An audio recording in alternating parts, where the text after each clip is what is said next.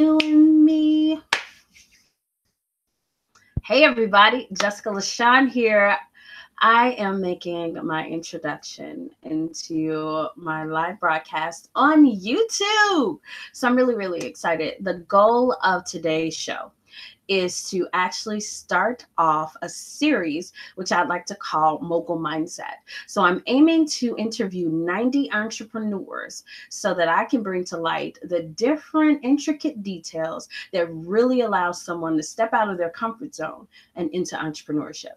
I don't know if you know this, but entrepreneurship is a pretty hard thing to do. However, just because something is hard doesn't mean that it scares people off. After all, if you want success, you have to step out there and put some action behind your thoughts and your dreams. So I'm going to take this time as we wait on our guest, Mr. Corey Jackson, the founder of Qwerkz, to join us. I'm going to take this time to really break down what Mogul Academy is, because I get this question a lot. People are like, okay, Jessica LaShawn, you're a journalist and you used to like teach kids about writing. What do you mean you're an entrepreneur now and you are actually teaching kids what?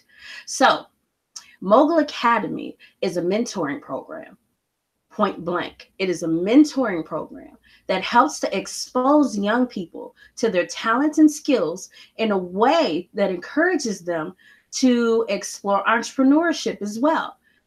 This was necessary because I saw that the extremely high unemployment rate of teenagers within the city of Chicago was drastically affecting our safety within our neighborhoods. Nationwide, Chicago, United States of America, this is a constant problem. So when I see a problem, I do something called create a solution. That right there is the fundamental element of what entrepreneurship is. So with that in mind, that's how Mogul Academy came about. And if you're unfamiliar with my personal story, I'll give you a quick snippet of it. I was 9 years old when this group called Immature came to Chicago. They came to do a signing at George's Music Room on the southwest side. It's really west side, but you know, it has those numbers on it. So we call it the southwest side, because we're really serious about how we structure neighborhoods in Chicago. So Immature came to George's Music Room. I was just introduced to their music on accident because I'm a church girl raised by her grandparents, and they left me with somebody that left the TV on and there wasn't Old Holy Night playing. So that's how I found out about Immature. And I begged my grandfather, whom I refer to as my dad constantly, but I have to let you guys know that's actually my grandfather that I'm referring to. I begged him to take me to go meet these guys, and he did it, because I rarely ask for things like that. So when he did it, and I was standing in line thinking about, wow, they really have a lot of people that came out here to talk to them. It's something really special about these guys. I wasn't the only one intrigued by them. And I see a young lady walk up and she says, hey, I'm here to interview Immature. And immediately I was like, oh, the word interview means ask questions. I'm 9 years old and I'm watching this go down. So I'm like, I got plenty of questions for Immature. Like, how did you even meet up with this old man named Chris Stokes? How did he find out y'all could sing? How did y'all meet each other? How did your parents think this was okay? Like, how long did you practice? All this stuff came to mind when I saw her walk up to the door. And I said, I have questions and I want them answered. So I called my grandfather, who's ready to go. So I knew that I either had to take this step and at least try to get something out of this, or just allow my grandfather to put me out of line and miss out on the opportunity of a lifetime. So I called my grandfather over and I said, hey, we're going up to this front door. He said, okay. My grandfather's a Capricorn also, you know how we are. So we walked up to the door and I said, hey, my name's Jessica. I'm here to interview Immature. I didn't ask for permission. I sat there and I walked up to the opportunity and said, I'm here for it. They opened the door. Chris Stokes was like, I don't have nothing written for you. Who are you? And I was like, I'm Jessica LaShawn. I'm the founder of Envy Publications. And he was like, what's Envy? I was like, encouraging Nubian vessels of youth. He was like, okay, come on in. So that's how I got my first interview. And I've had that mentality my whole life, which is Don't ask for permission.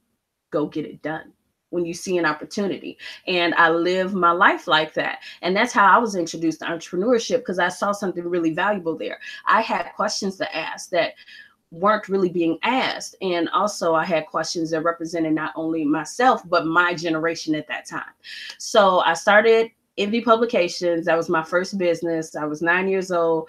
And it just grew. So that's how I became a journalist and did some groundbreaking things. And it's really hard to talk about myself because it's like, I feel like I'm bragging, but I need to work on that confidence aspect a little more. But I did some amazing things, and I've interviewed almost every major celebrity within that 1990s, early 2000 time frames. I even made some careers. So it was really, really interesting. So I took that part of me being introduced to entrepreneurship at an early age. I don't even know how I knew to say that this could be a business, other than the fact that I knew I read magazines.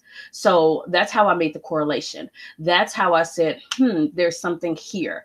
And I just went with it. I've constantly done that. And now the same thing with Mogul Academy. I saw an issue. I saw that I could utilize my industry contacts, the ones that are still valuable, and utilize my skills to find the people that I need to make things happen.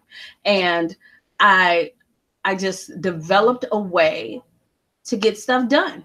That's how Mogul Academy came about. So when I have my young people, I sit them down and I introduce them to entrepreneurs. And the whole point is for you to get a little bit of nugget to let you know as a young person or even an adult that there's an opportunity out there. The difference between the multimillionaire and you is your decision making. And this is a constant thing that I struggle with every single day. When you wake up, that first decision, that second decision, third decision, they all outline the productivity of your whole day.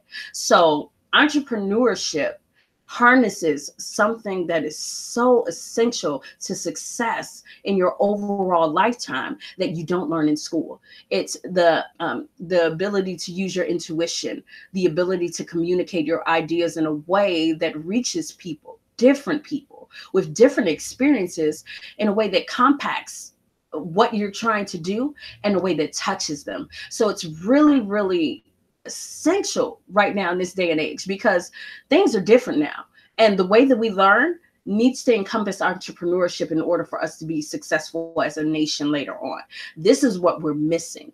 We're missing that grit that allows us to dig in deep and get SHIT done.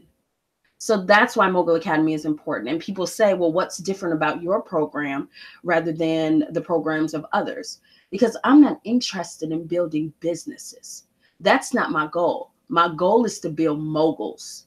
My goal is to build individual young people that are confident, that are ready to get out there and stand in front of people and take advantage of opportunities in a way that allows them to express themselves, get stuff done, and of course, make an impact. That's my goal with Mogul Academy. And I absolutely love just the ability to have that influence on our young people. And I sit them down with individuals that have that grit also. I'm a person that loves to learn every single day.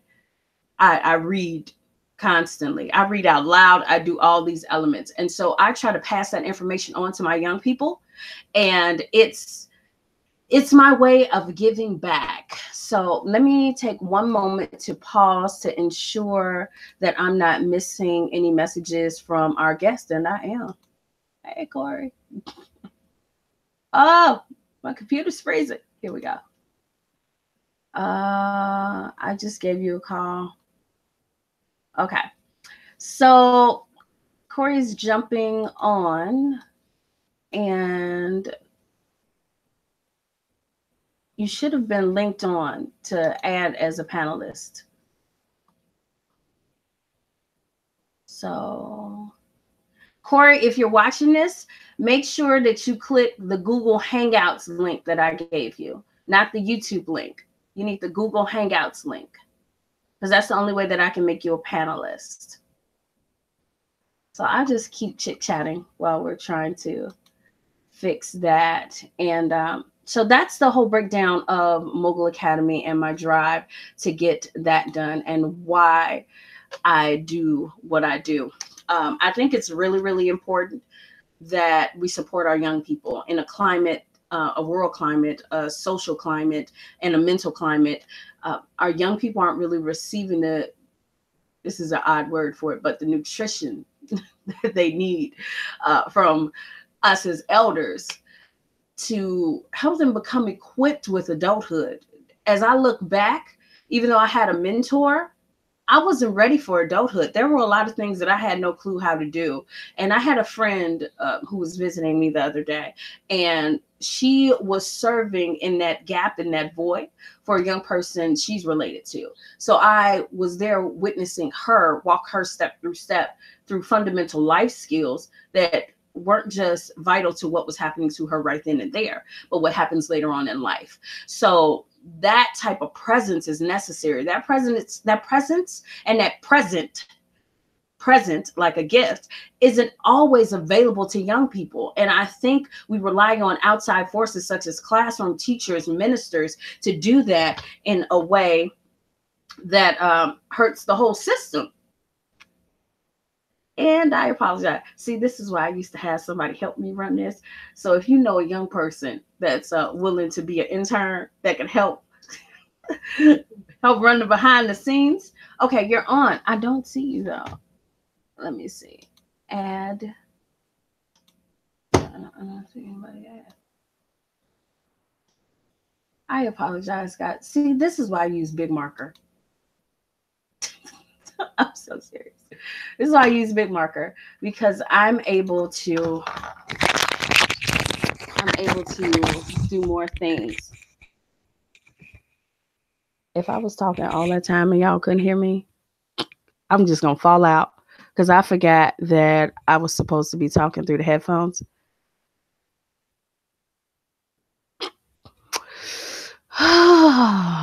This is just gonna be epic. Okay, so Corey, let's try one more thing. Let's try to just send you an email because we've been communicating through LinkedIn. Just send you the email invite. I wish there was another way that I can get you on, but Google Hangouts is acting crazy. I apologize, and we are like running out of time. Let's see. And can you send me your email? Because I don't see it. I don't see it. Or I could just call you.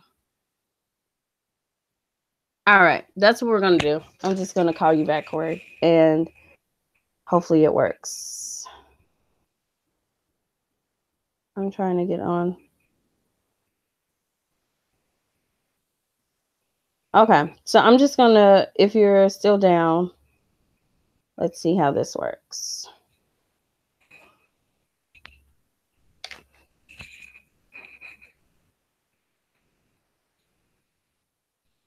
Oh, this is going to be so difficult. I have to hold this piece on the phone.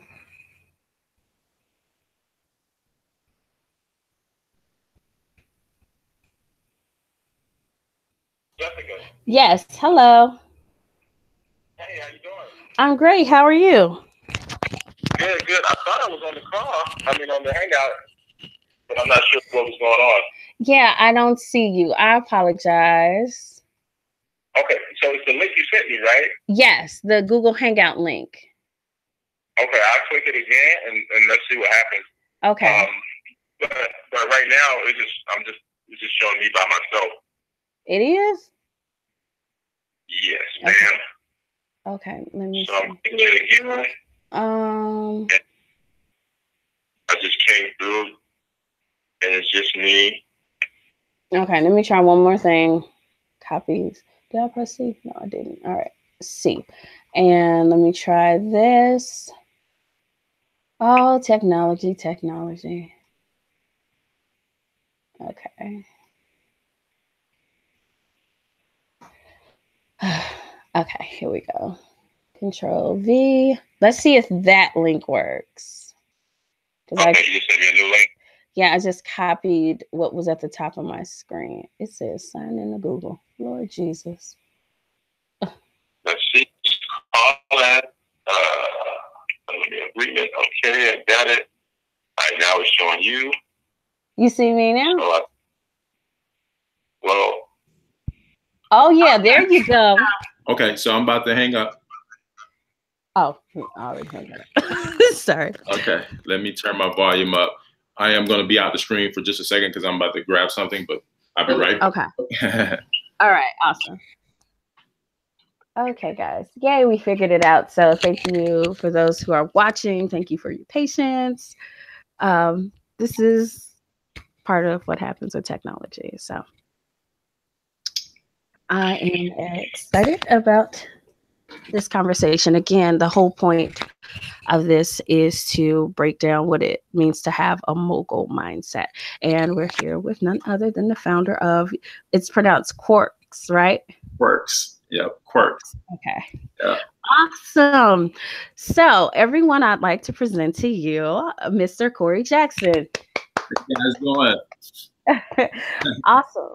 So, let us know a little bit about you and your background that led up to you finding this organization. Yeah. So just to kind of, I guess, a little bit of insight into what the company is. We're private athletes. I'm getting some feedback. Do you hear that? I had my headphones on, so I didn't hear it. So, okay, we good now. I don't know what that was. Okay. Is that better? Yeah, that's much better. Yeah. And so we're private for professional athletes, and we really focus on connecting athletes with opportunities outside of sports and really allowing them to be independent and control their own destiny when it comes to the things they want to do. Right. And so how I got there, so we work in reverse. Right. So I'm a former NFL athlete. I played for two teams, the Denver Broncos and the Cleveland Browns. Before that, I was a kid in high school, which was a basketball player who didn't get recruited by any schools in the whole country. Right. And so growing up, you know, my dad, he owned his own business, but he went through a lot of transition to get there. And so I saw a lot of the things that he did growing up by, you know, quitting his job and starting his own business and, you know, going out, doing things on his own and controlling his own destiny. So it kind of really stuck with me. But I'm this kid that didn't get recruited. I'm working at Walmart. And so one day I just decided to quit my job. I found out about a junior college in Texas. So I bought a one-way bus ticket, drove, went all the way across the country in South Carolina. So I went from South Carolina to Texas, 2-day bus ride. Nobody there knew who I was. Coach didn't know who I was. I just showed up, right? Kind of on like my cold call thing, right? Mm-hmm. But just so happens I walk in the gym, dunked on 3 guys. Coach is like, cool, you're on the team, right? And so I went through that process of like controlling my own destiny. And so from there, earned a scholarship at the University of Nevada, where I played 2 years of basketball there. Was one of the top power forwards in the country, one of the top rebounders. Didn't get drafted into the NBA. Was finishing up my degree. Football coach was like, you need to try football. And so I tried football, did it for a semester. And that spring I signed with the Cleveland Browns. So it just kind of went like that. Yeah. Okay. And so that's how I got here today. Mm-hmm. So you showed a lot of grit within that introduction of yourself. Just the fact that you took that leap of faith, you went out there without any question, without any outside feedback, and you took life by the horns. Tell me, how did you actually develop that skill? Because that's a skill right there. Yeah, like I said, it's really my dad. My dad, and the reason why I touched on it earlier is because he was working this low-paying job in this plant, this cotton mill. And he used to work these 16-hour days, right? And he used to come home like drenched in sweat, you know, like from head to toe. It don't matter what time, what season it is, what time of year it is, he's coming home drenched in sweat, right? 16-hour days. But one day he pretty much like, he just decided enough was enough. He was up for a promotion.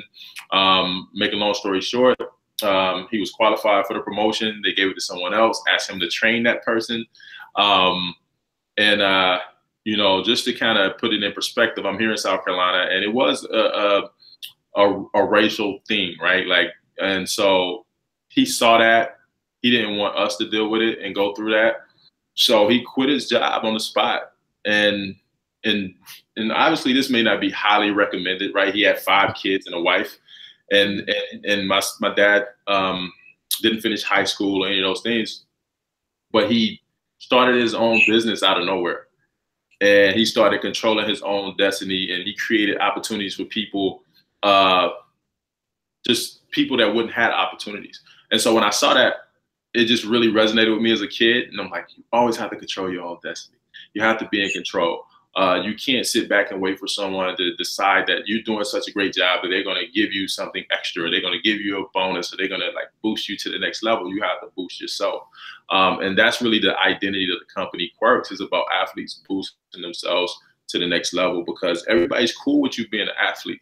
Everybody's cool with you playing football or playing basketball and running up and down the court getting all sweaty. And then everybody goes home, right? But they're really not cool with you understanding like how to make real moves and how to do deals and how to like live outside of that space.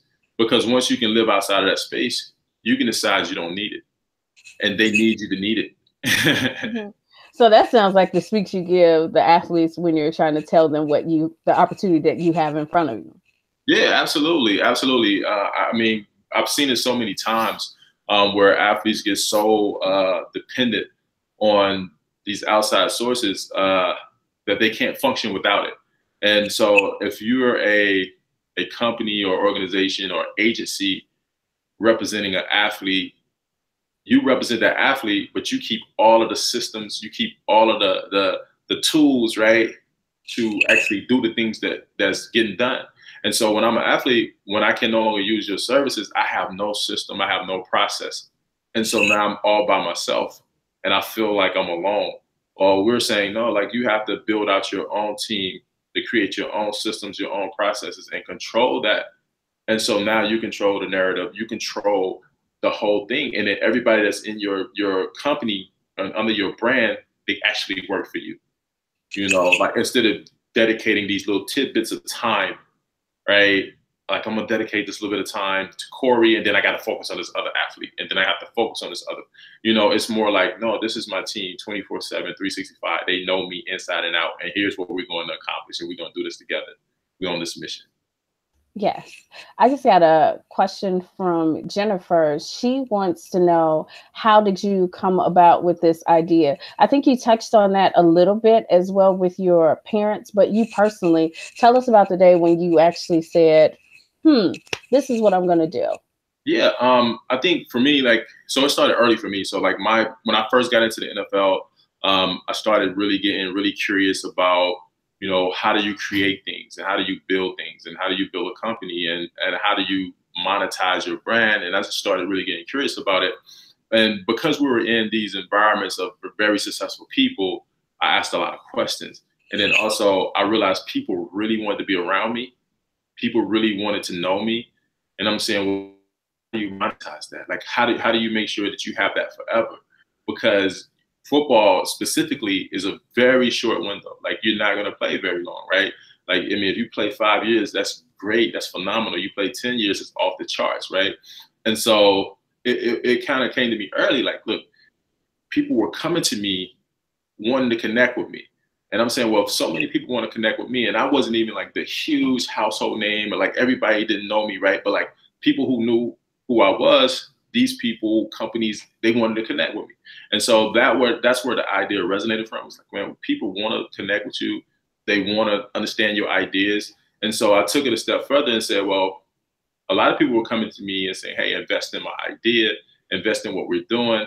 And so we flipped it and we said, no, we have some great ideas. You guys invest in us, invest in what we're doing, invest in these projects. And that gave us more power, like confidence to say, you know, like everybody wants you to open your wallet and invest in them, but we have very great ideas and we have things that we really want to accomplish. And so that's really where everything derived from. Mm-hmm. Now, you touched on something a little bit that I'd like for you to unpack a little more. You said because you were a football player, people were drawn to you. How did you set up the dynamic where they understood that it was you and your ideas that was more so important than you being in the NFL? Yeah, so it's a process, right? And so I have a job. My job is to make sure I qualify myself, make sure that I have the knowledge I need, right? And I understand what it is that I want, and so that I can have the substance to bring to the table. Because once I can bring the substance to the table, they can respect my mind, right? And so if I can't do that, then I'm never going to get the respect. And so it was a full-time thing. Like if I wasn't in practice, if I wasn't playing a game, like I'm focused on educating myself and qualifying myself mentally and getting the knowledge I need to be able to express to them, like I know what I'm talking about, right? And so that's an ongoing process, because people, even right now, are going to challenge it, right? People are going to dismiss it. And it was a lot of dismissive behavior or dismissive conversation, right? Like, he's just a football player. Just play football. What are you doing? Like, and so you can't never give in to that, because that's what people want you to do. Like they want to limit you to just one thing, but we're so vast and we have so many talents and gifts that we have to tap into them. Mm-hmm. So with your company, how might someone actually be able to submit a pitch to partner with the people that are using your platform? Yeah, so people go to Qwerkz.com. And when they go to Qwerkz.com, they fill out the information about who they are, what they're doing, why they're there. And then we contact them and kind of qualify them, get more information, understand them better. And if they're a good fit, then they become a Qwerkz member, and then they can be in that community. And now they can have the opportunity to share these things with the athletes so that they can get to connect and understand if the athletes really like what they're doing or if it makes sense for them. Mm-hmm. What's the one thing, based upon the feedback that you've received from the athletes that have utilized your platform, what's the one thing that you've seen that they've learned or grasped the most once they're introduced to it? Yeah, I think the coolest thing about our platform is it's all athletes, so we get to interact with each other. And it's really, really dope, because you get to kind of talk to a guy who played for 10 years, you know, and been out of the league for 5 years. And then you get to like kind of piggyback off those experiences, and then they can like share their information. And so now you can make sure that you're like fact checking things, and you can get information about people who done things before you. And now you can say, oh, well, this is why this is a good deal, because I talked to these 5 people and they understand that space. And now we can give each other that great feedback. So I think the best thing about it is it's a community, and guys can share information. Mm-hmm. But that sounds amazing right there, because it seems like it's a slight form of mentoring as well that takes place to help people make better decisions with their money and also their influence. Yeah, I mean, if you think about it, it doesn't matter who you are, what group you are, you know, we only going to be the ones to take care of us, you know, and that's just the truth. Like, and so it's in small form with athletes, it's the same thing, right? And in bigger forms, it's the same thing, you know, across the board. You know, your group take care of each other. And if we're not taking care of each other, then something's going wrong. Mm-hmm. So with that in mind, I want you to keep in mind that I have a base of young people that I'm introducing to entrepreneurship. So when I ask you this, maybe you can tie something in with that. When dealing with the athletes to utilize your platform or even socialize with you in real life, what key characteristics do you look for that allows you to understand if they're aligned with the same identity and just, what's the word I'm looking for? I'm having a Kanye moment. Yeah. They're on the same page as you. There we go. That's exactly what you're saying, right? So do they meet that criteria, right? And so for us, it's really about you being the person that want to be an independent thinker and take control of your space. Like anybody who's want to be in the driver's seat, it makes sense, right? Like we're not looking for someone who like don't have no desire to control their own destiny at all. Like, because some guys don't, right? It was like, I don't want to worry about that. I just want to, you know, have these people take care of this stuff, and I play sports, and you know, and that's fine, because that's what they want to do. But we look for people who are very ambitious, people who want to get outside of the status quo, who don't want to operate the same like everybody else, right? And so for us, when we see that, we know we have a good fit. Mm-hmm. So that sounds like a great dynamic. So when you were, I know your father introduced you to entrepreneurship, but for this particular business, how did you go about doing the research so that you could curate something so well designed? Yeah, it was crazy because, you know, I don't have a technical background, right? And so I just had the idea and the concept. And so I had to trust a lot of people. I had to work closely with people who understood you know, how to code and how to, you know, developers, and just really how to pull it all together and make the vision come true. And then on the back end, I had all the contacts, the resources to mesh it together. So it's one of the most scariest things you can do when you have to trust other people with your baby, right? and hope they get it right. And you make a lot of mistakes along the way, and that's fine, because that's a part of the learning and that's a part of the journey. And so I made a lot of mistakes along the way. I ended up additionally building a different platform that we couldn't even use. And I you know, spent capital on that. And so I went through that, and then I learned from that, right? I was, you know, you got to pay a dummy tax, right? Like when you learn something new. And so I had to pay for that. And that's what happened. And I just kept learning, and I keep learning every day. Mm-hmm. So that whole growth element that takes place where you're learning from your mistakes, what did you learn about yourself in that process that hopefully encouraged you to continue with a little more tenacity? Yeah, I mean, I think that the biggest thing I learned really when it came to me was I had a hard time trusting people. And so that was something I had to grow with, right? Like it comes with growth. You want to like hold on to everything. And when things start getting so much bigger and it's growing so much, you can't do it. You just can't physically do it. You can't handle so much. And so really just delegating things out and making sure that I can trust people. And then also the biggest thing when you're an entrepreneur, right, you want people to be as passionate about what you're doing as you are. And that's never going to happen. It's never going to happen. Like, you know, people have a job, they come to work, they do what they do. They're not going to be as passionate about it as you are. And so I had to kind of come to terms with that and understand that like everybody has different passions. And so if they can do their job really well, it's cool. They don't have to be as passionate as me. Okay. I gotta know. I totally feel you on that. And it's something that I'm also realizing as well as I'm building my business out. And speaking of building my business out, how were you able to communicate this vast idea in the beginning stages to people to help them to figure out ways to help you grow it and develop it? Yeah, that also was a process, right? Like the idea kept shifting and evolving and changing somewhat. So you can't be afraid to change. Sometimes we have an idea and we just want to stick to this idea. But what happens is once you start like putting your idea out, right, and it starts touching into the market, right, the market is going to tell you how it feels, right? And so if you're listening, then you move accordingly. You're like, oh, they don't really like this that much, but they love this, right? You know, and so you start seeing the things that they really love and how they want to operate and use your platform. And it may be a little different than how you envision it in your head, but it's all the same because it's about like, can I help the people, right? And if I'm helping them, then it's cool. And so I'm understanding that the market is telling me what to do. Okay. I'm fascinated by this because it lays a foundation for us to grow as not only individuals, but entrepreneurs.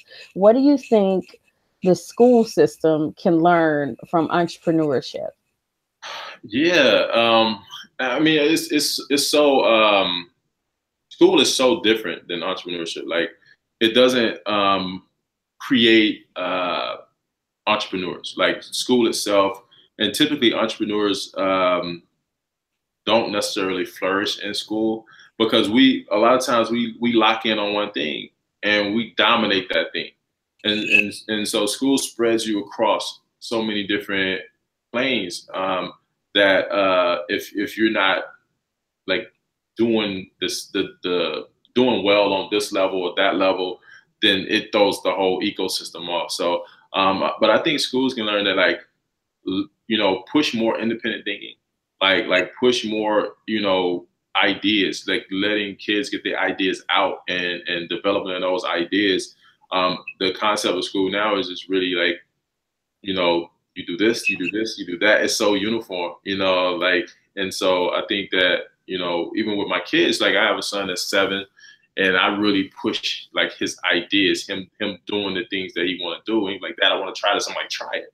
Like, try it all. Like find out what you like, you know, and explore it. Mm-hmm. And speaking of that piece, how did you know that this idea was a good fit for you individually? Because I know I've had ideas that I knew that I wasn't going to be able to carry out. So how did you know that this was a good fit for you personally? Yeah, I think I was in the space for it. Obviously, I had a crazy network. I had a group of people around me. I had the experience. I've been through the league. I've been through these different processes, and then also I educated myself to a certain degree that allowed me to be able to articulate myself in a way to get the vision out. So I knew I could do it, and it was one of the things that I probably should be the person to do it. Just off of the things that I've done in the past. And so it was an easy decision. Mm-hmm. So do you plan on starting any other businesses, or have you already begun that process? Yeah, so I've started businesses in the past, and I'll probably always do so. I'm getting more into investing now, so it's really kind of shifting gears a little bit and looking at other people's ideas and seeing how I can help them develop those ideas and you know, put capital behind that and just be a part of something different outside of me. But I think I'll always be creative and create new things. I don't feel like I'm the person that just like stick to like one thing and that's going to be me forever. I just want to make Qwerkz the best company I possibly can make it, and as big as it possibly can be, and then, you know, go from there. Mm-hmm. Now, I've noticed that with some of my students at Mogul Academy, they are used to just getting like little pieces of money. But I had one student who was really making a good amount of money selling slime. Mm-hmm. I don't know if you know that's a big industry. My son makes it. He loves it. He loves it. Yeah. So any advice on how to deal with the mindset that's needed to deal with the shift in finances? If you go from getting $10 a week to possibly getting $25 or even $100, what's your tips or advice for people in general with finances? So you're saying when you start making more money? Mm-hmm. You know, the big thing I always do is I always invest it back in me. You know, like I look at it like this, you know, the thing that you invest in, you keep making it grow and it keeps getting bigger. And I think, you know, the smart thing to do, if you know you're doing it and you're really doing it, invest it back into yourself and keep making it bigger and bigger and keep growing it. Mm-hmm. So we're closing out here, and I want to know if you have any more words or anything else that you would like to touch on that you want people to know about you and your business. Yeah, I think not necessarily just like about me and my business, but it's so when I saw what you were doing with the Mogul Mindset, I really wanted to like make sure that I do it and do the show with you and because I wanted to kind of express like as athletes, you know, you would think athletes make a lot of money, their mindset would be like somewhere else, right? Mm-hmm. So, you know, there was a time where you know, there was some turbulence, right? The NFL, you had guys kneeling and the owners didn't like it, right? And one of the owners from the Texans kind of made a statement like, we can't have the inmates running the yard, right? Running the prison, that type of thing, right? And so it was a big backlash, uproar. And athletes was like, we need to stop calling them owners because they don't own us. And, you know, this kind of went down that road. And my thing was, you don't have to do that. But you should think about changing your behavior so that you can level up, right? And now he can look at you eye to eye and know you own your situation.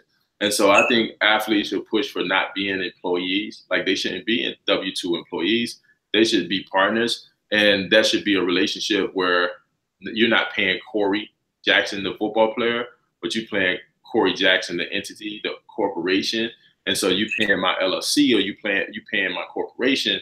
And so now we have this mutual partnership where you can look at me eye to eye and be like, I'm a boss just like you a boss, you know, versus saying you're my W-2 employee. And that's the different attitude, right? Like, you an employee, how you try to tell me what to do? And so that's why the owners can think that way. And so I tell athletes, like, we have to think differently. You know, we have to like really level up and be like, no, like, you do business with me and my corporation. You know, it's not personal, you know, and that's how it's supposed to be. Mm-hmm. I just wanted to share that. Yeah, that's really important because my program is full, mostly boys, like 80% boys, and all of them want to be athletes. So that's really important to hear. So any tips for them to prepare their mindset since they swear they all going pro? Yeah, and they should think that way. When I was 5 years old, I knew I was going pro. Like I think that's awesome. You're supposed to believe in yourself and think that way. I think the biggest thing is, you give everything you have to your dream and your passion and what you do, but at the same time, it's still the same mindset of controlling your own destiny. Like I had a kid who we worked with personally that just signed with the Philadelphia Eagles, and he literally transferred from one school, played, his junior year a little bit, like this much, right? His senior year, he didn't play at all. Graduated, was out of school for a whole year, came back and like just trained like crazy, started like sending films, like just started sending stuff to teams. We just started like working together and talking about like, things he can do and strategizing around it. And he just started reaching out to people, and he just signed a contract with the Eagles like 2 days ago. And so if you're an athlete and people think like, I'm gonna get drafted and this is gonna happen, it don't work that way. It didn't work that way for me. Like I thought I was going to the NBA, like straight up. I'm like, I'm going to the NBA. And so that's what he did, was entrepreneurship. He grinded out. He made the contacts. He made the calls. He sent the emails. He showed up, and he kept doing it over and over again. He didn't get tired, And so it's a lot of guys who have talent. And I tell people all the time, like it's not a huge separation in talent. If you got talent, you got it. But you have to get people to pay attention to you. You got to capture their attention. And if you can capture their attention, then you're good. That's great advice to live by right there. Can't even argue with that. So I want to thank you so much. Let our audience know how they can get in contact with you. And also I want you guys to know that he does this for a living, also being a motivational speaker and everything, and helping people to understand the power.